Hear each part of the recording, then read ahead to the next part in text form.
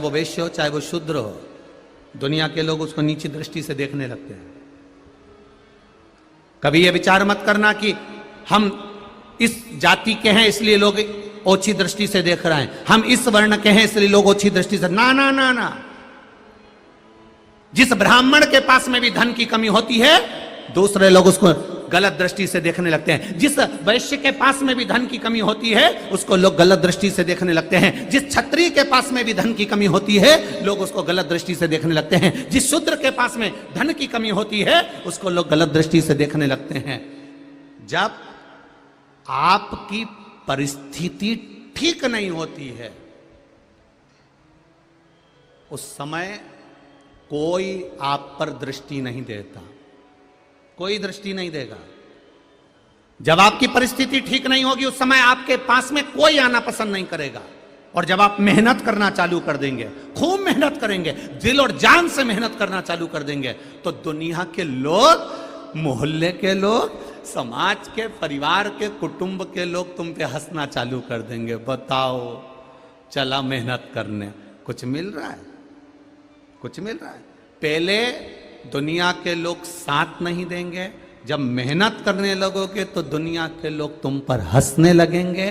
जब हंसने लगेंगे और तुम अपनी मेहनत में आगे बढ़ते चले जाओगे, कर्म करते चले जाओगे, मेहनत में जब तुम सफल हो जाओगे, उन्नति की सीढ़ी पर चढ़ जाओगे, पहले साथ नहीं दे रहे थे, बाद में हंस रहे थे, और जब उन्नति की सीढ़ी पर बैठ जाओगे फिर ये कुछ नहीं करेंगे, तुमसे जलने लगेंगे, ईर्ष्या करने लगेंगे कि ये आगे कैसे बढ़ गया, ये उन्नति की सीढ़ी पर कैसे चढ़ गया, इसकी तरक्की कैसे हो गई, इसका वैभव कैसे हो गया, इसका इतना वर्चस्व कैसे हो गया।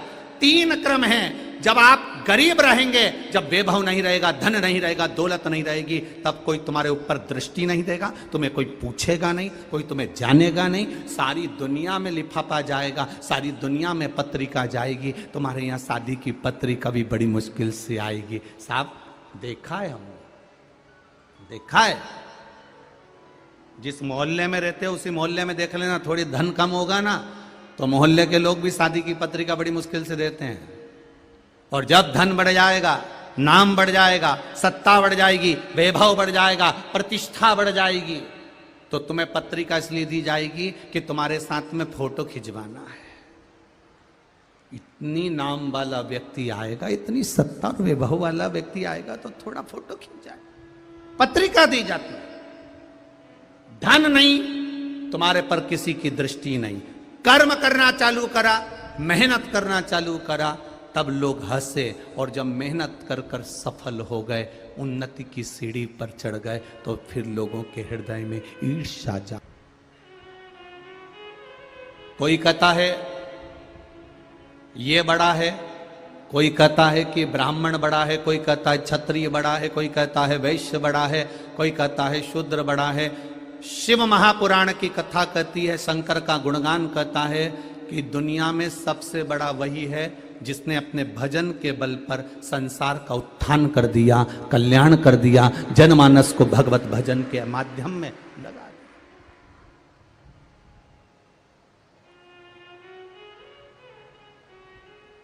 राजा जनक की सभा में, राजा जनक की सभा में बैठे थे बहुत बड़े बड़े राजा। राजा जनक की सभा में बैठे बहुत बड़े बड़े राजा,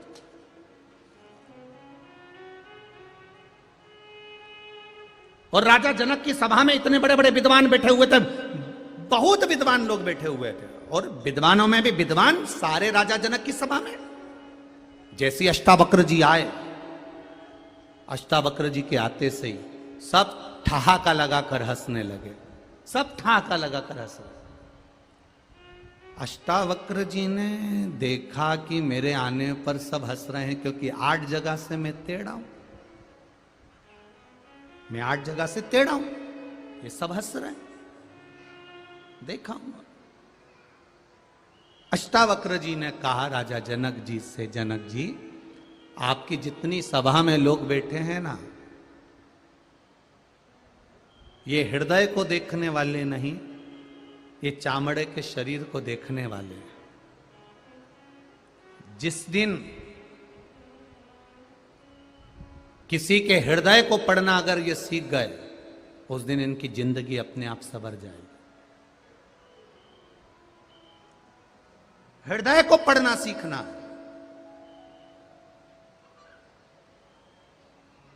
मेडिकल वाला डॉक्टर की लिखी हुई दवा पढ़ लेता है। बोलो रे बुरहानपुर वालों, अरे बोलो तो सही ना, हो ना, ठीक है। मेडिकल वाला पर्चे में लिखी हुई दवा पढ़ ले, तुम्हारे चेहरे को पढ़ लेता है। क्या चाहिए उसको, क्या चाहिए? एक बार पार्वती जी ने शिव जी से पूछा था कि तुम नेत्र बंद करके बैठे रहते हो, इतने सारे लोग तुम्हारे यहाँ आते हैं, जल चढ़ा के जाते हैं, तुम्हारी पूजन करके जाते हैं, कभी कभी किसी किसी को देख तो लिया करो। शंकर भगवान बोले मुझे देखने की जरूरत नहीं, मेरे 3 नेत्र हैं, 3 नेत्र हैं। तो पार्वती जी बोली तीनों तो बंद रहते हैं, एक नेत्र खोल के बैठ जाओ। शंकर भगवान बोले मुझे नेत्र खोलने की जरूरत नहीं है, मेरे 3 नेत्र हैं। तो पार्वती जी ने पूछा तुम्हारे 3 नेत्र हैं और तीनों नेत्र तो बंद रहते हैं, फिर आप किस नेत्र से भक्त के हृदय की बात को पढ़ते हो? जरा सुन लेना रे बुरहानपुर वालों, जरा अच्छे से सुनना अश्वत्थामा शिव महापुराण की कथा। आपके तीनों नेत्र बंद रहते हैं, तीनों नेत्र बंद रहते हैं। आप कह रहे हो मेरे 3 नेत्र हैं, आप 3 नेत्र से तीनों नेत्र तुम्हारे बंद रहते हैं, तो फिर ये संसार के लोगों को तकलीफ आती है, कष्ट आता है, बेचारा जल चढ़ाने आता है, पूजन करता है, अभिषेक करता है, अनुष्ठान करता है, पूजन करता है, तो इनके मन की दशा को आप कैसे देखेंगे? शंकर भगवान कहते हैं मेरे 3 नेत्र केवल मेरे चेहरे पर नहीं है, मेरे 3 नेत्र एक बेलपत्री में भी समाये हैं, मेरे 3 नेत्र एक त्रिशूल में भी समाये हैं, मेरे 3 नेत्र जलाधारी में भी समाये हैं, मेरे 3 नेत्र एक शिवालय में समाये हैं, मेरे 3 नेत्र जब मंदिर के अंदर प्रवेश करता है, देहली चढ़ता है, उस समय पर मेरा दूत मणिभद्र उन 3 नेत्रों से देख लेता है। मैं अकेला अगर नेत्र बंद कर कर बैठ भी जाता हूं, तो जब वो बेलपत्री का स्पर्श करता है, स्पर्श कर कर जब मुझे समर्पित करता है, उतनी देर में तो मैं समझ जाता हूं कि यह क्यों आया है, किस लिए आया है, क्या चाहता है। उस स्पर्श से समझा जाता है, स्पर्श से।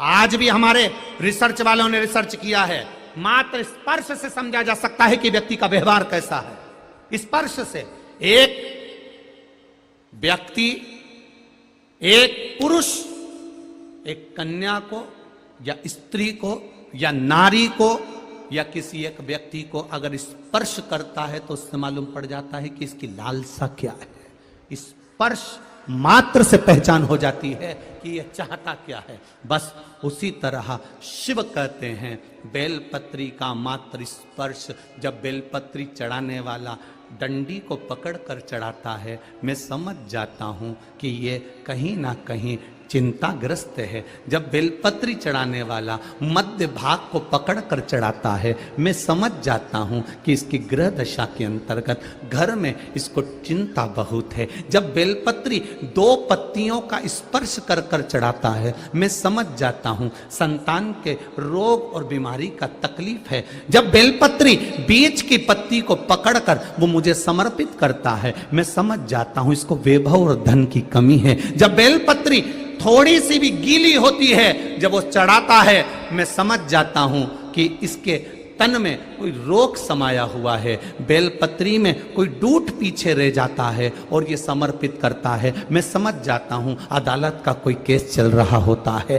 बेलपत्री का मात्र एक स्पर्श तक बता देता है कि बेलपत्री चढ़ाने वाला किस भाव से बेलपत्री चढ़ा रहा है और चढ़ाकर महादेव ने उसको कैसे स्वीकार करा। ये तक हमारा स्कंद पुराण, लिंग पुराण और शिव पुराण बता देता है कि बेलपत्री चढ़ाने का तरीका क्या है।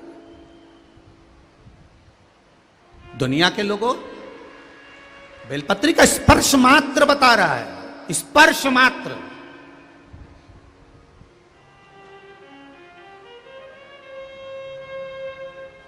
केवल स्पर्श।